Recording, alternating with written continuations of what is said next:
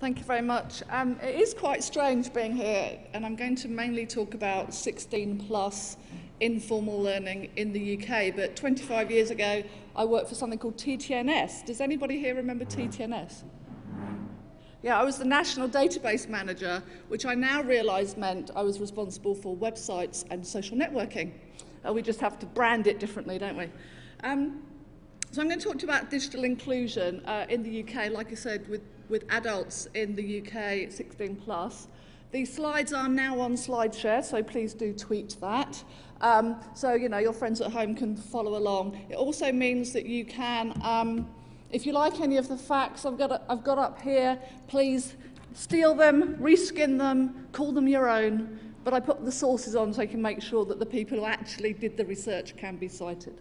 And that's me, Helen Milner, on Twitter. So something's happening on Saturday in the UK, which I find really interesting in my life of digital inclusion. There's going to be a football match. England is going to play the Ukraine, and it's only going to be played on the internet. Today on the BBC News blog by Rory Cellan-Jones, who's also quite a good Twitterer, he's got a blog there called A Big Match for Broadband Britain. He asks 4 questions. Can our infrastructure take it?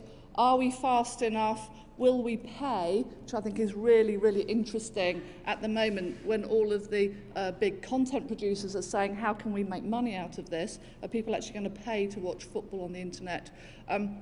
And will we find another way? Because the pubs are saying, oh my God, it's dreadful for us, but are they all going to get their projectors out and sort of shoot it up onto a screen? The whole kind of, what's the difference between PC and telly? But it's quite interesting, but when I heard this was going to be on the internet only, of course I said, but what about all of those people who don't have the internet and who don't know how to use the internet? And one question struck me, and I actually don't know the answer, is, are people more excluded from the internet or from pay TV? I know that more people have digital television than people are able to use the internet, but does that mean they have access to pay TV in the same way? But anyway, everything's going to collapse on the weekend, but England's through to the World Cup, so it doesn't really matter. So, Digital Britain, tomorrow actually is the first meeting of the contact group that I'm on, which is part of the governance structure for Digital Britain. And so I've read the whole of the implementation plan, I've talked to some of my spies, and I'm going to give them Helen all of the things to do with stuff other than digital participation. But what Digital Britain says is that everybody should be able to share in the benefits of Digital Britain. And I think that's about getting people to use technology for the impact on their life and not for technology's sake. Today, in the UK, adults 16 plus, 1 in 4 adults have never, ever, ever, ever used the internet. Which for people like me and people like you, I think you don't believe, but all of the sources are absolutely right. I mean, they agree with each other. The ONS, the Oxford Internet Survey, the work that we do interviewing tens of thousands of people. And although Donald said it isn't about income and class, it is. More than half of people in the lower groups have never used the internet. So, you know, when Donald says that it's not a class divide, well, maybe that's because half of the people have used the internet, but the other half haven't. And this is the Oxford Internet Survey, which comes out every 2 years, which is a really interesting source because, of course, you can track it. But this is this year, this is now, in case you think I'm peddling some old facts. It's not old at all. And also, if you have a look at the incidence in the population, you can see how incredibly skewed it is. So it's not because there are less DEs in the population, which is why there's, there's not because there's more of them in the population, which is why there's more of them in the total offline population. It's because it's just a case of class and income. Again, the Oxford Internet Survey from this year shows that 97% of people who have an annual income of more than 40,000 people are internet users, and only 38% of those in the lowest category. So obviously that's people who are working, people who are on income support, and people who are pensioners as well. But it's about people, and what they do with technology. It's not just about saying, let's get some technology and stick it in people's homes and don't worry about the rest. The dig about pipes is because I think Digital Britain was all about pipes and cables and getting it into the ground and getting it to not spots for people who actually were moaning to Stephen Carter because they went to work every day and had really good high-speed broadband, and when they got home it was rubbish. But I care about the estates in the East End of London that I have been to, where there are corridors of people who haven't got the internet and who have never used the internet, and their children don't have the internet either. So this is Catherine. She's in her 70s, probably like Donald's mum. She probably thought that she didn't need the internet and she didn't want it. She has multiple sclerosis, and her mother was her main carer, and she died. So Catherine thought, oh my God, I'm going to have to move out of my house.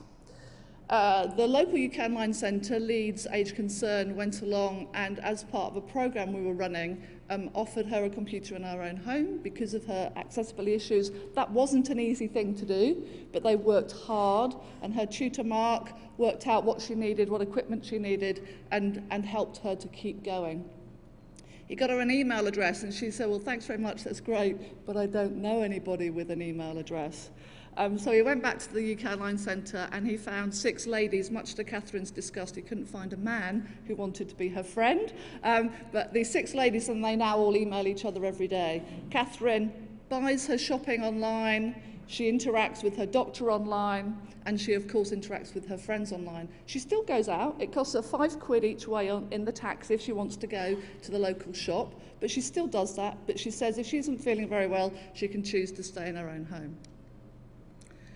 The divide is narrowing, so there are less people who are digitally excluded this year than last year, but it's getting deeper.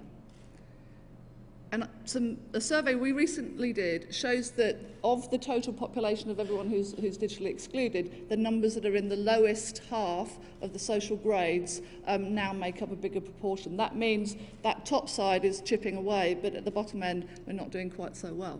So what are newly online people doing? Well, we did a survey earlier on in this year called Does the Internet Improve Lives?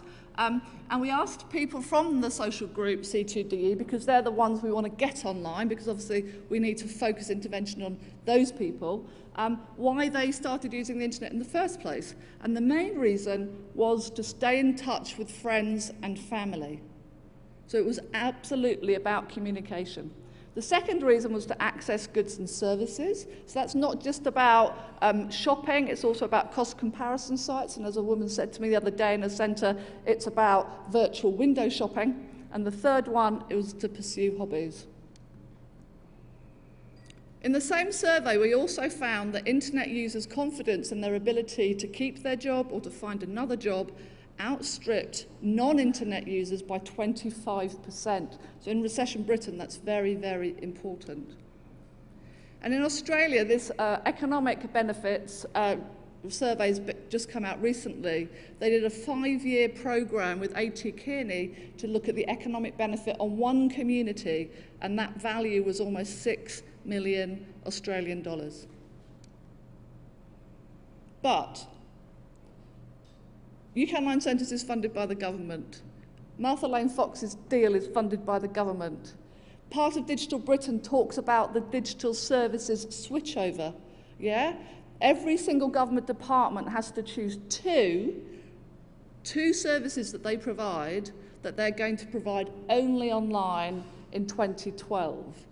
And as Ofcom found out in March, only 15% of people living in deprived areas have ever used a local or central government website or service in the last year. So even though we're getting half of the people online, they're not actually using those services, which is a big problem for government. And it's really important, once we get people online, that we realise their digital skills and motivations are likely to vary. So, again, Oxford Internet Institute found out that 53% of retired online people think they have the IT competence to do what they need and want to do, compared to 93% of online students. So we need to make sure that we focus on developing and supporting people's skills once they're online. And the barriers to people getting online remain the same in 2009 as they did in 2007. The first one is access. They don't have the internet, they don't have a computer, they don't know where to go. And although I'd like to think we do a really good job at UK Online Centres, they don't know there's a UK Online Centre around the corner from them. The second one is motivation. They're just not interested. They think it's not for them. They think it's for younger people. They think it's for people who did well at school, unlike them, or they don't have the skills and confidence to do it. So what can we do to get more people online? Well, unfortunately, mobile isn't the answer. So although there are more mobile phones in this country than there are people, only 68% of people in social group D and E, this is 16 plus, have a mobile phone, and only half of them have a mobile phone contract. And you need a contract to really properly use the internet. Also, only 11% of mobile phone users use it to browse the internet, and only 6% to read their email. I'm not saying that mobile informal learning does not play an important part in the work that we do and the UK Online Centres on the ground do, but it's and a computer. You know, it's a mobile phone, it's a flip camera, it's a PDA and a computer. Yeah, the computer is always part of that mix. So mobile isn't the answer to inclusion. What we've got to do, particularly since we know there isn't going to be lots more money, although I keep asking for lots more, is to build on what we know and what we've got. So 70% of people who live in social housing are not online. 70%. 7 out of 10 people who live in social housing in this country are not online. And that's almost a third of everybody who's digitally excluded. So I chair on behalf of the Department of Communities and Local Government a strategy group for social housing and digital inclusion. Strategy group sounds a bit dull, so what we're actually doing is creating an action plan. We're only having 4 meetings, and the 5th one John Healy's going to come along to, and we're going to tell him what we think. And it's an action plan not just for government, because I don't think we should just go around telling government what to do. It's for government, it's for the rest of the public sector, it's for the private sector, who's also sitting around that table, and it's for the third sector who's around that table. And the great news is that people who are on that group are already taking actions and moving things forward. They're not waiting till Christmas. Digital inclusion activity needs to be both mass and targeted. People often say to me, it has to just be targeted because there's all these tiny little elite groups who, you know, are really hard to crack because everybody else has got it. Well, of course, they don't. But it needs to be mass and it does need to be targeted. So, UK Online Centres, we have 3,500 centres in England. They are coordinated and provided with services and products by me and my organisation, but they're actually run by other organisations on the ground. As you can see, quite a large number run by people like Mind, Sure Start, YMCA, WEA, Citizens Advice, Learn Direct, everybody online. You can see we also have some in schools. I think there's about 28 dedicated UK Online Centres in schools in the country and in youth centres. And targeted, the work that we do, the strategic growing of the UK Online Centre network is about making sure that we are in those deprived communities. Because actually, it's great. If Guildford Library wants to be a UK Online Centre, they can, but I'm not going to put a lot of effort there.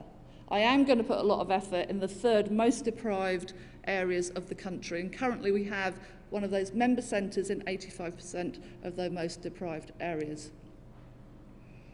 And most of the centres undertake outreach activity, and by that we mean take laptops into sheltered housing and into schools and school playgrounds and festivals and all sorts of wonderful things, and also mobile buses.